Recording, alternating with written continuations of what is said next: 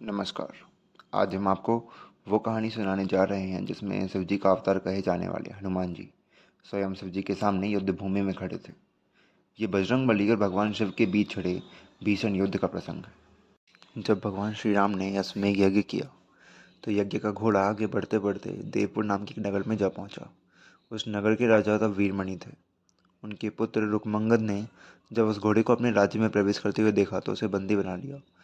तब उस घोड़े की रक्षा करने का दायित्व शत्रुघ्न ने अपने सिर पर ले रखा था। शत्रुघ्न को घोड़े के बंदी बनाए जाने की बात पता चली तो उन्होंने देवपुर नगर पर आक्रमण करने का निश्चय किया। वहाँ के राजा वीरमणि भगवान शिव के बहुत बड़े भक्त थे, इसीलिए उस पूरे नगर की रक्षा स्वयं महादेव करते थे।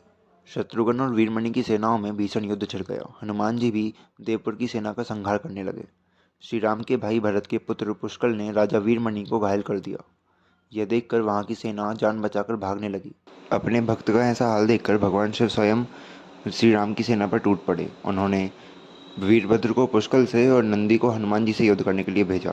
पुष्कल और वीरभद्र के बीच 5 दिन तक युद्ध चला। उसके बाद वीरभद्र ने पुष्कल का वध कर दिया। यह देखकर शत्रुघ्न क्रोधित हो गए और वो शिव जी से युद्ध करने लगे।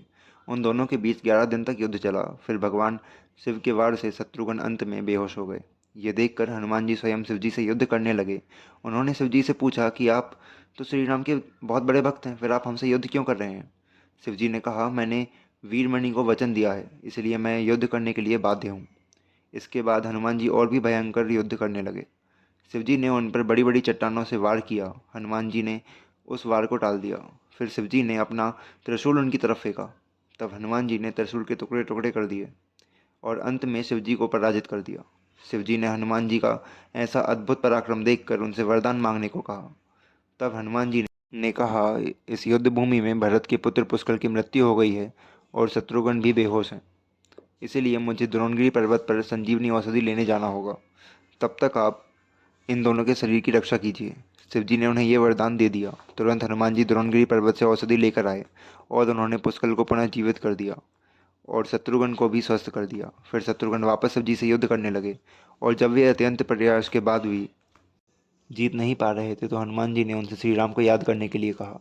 ऐसा करते ही भगवान श्री राम युद्ध भूमि में उपस्थित हो गए और श्री राम को सामने देखकर शिव जी उनकी शरण में आ गए और उन्होंने वीरमणि को भी भगवान राम की शरण में आने को कहा। वीरमणि ने यज्ञ का घोड़ा लौटा दिया और अपना राज्य भी श्री राम को सौंप दिया। ऐसे ही ये युद्ध समाप्त हुआ।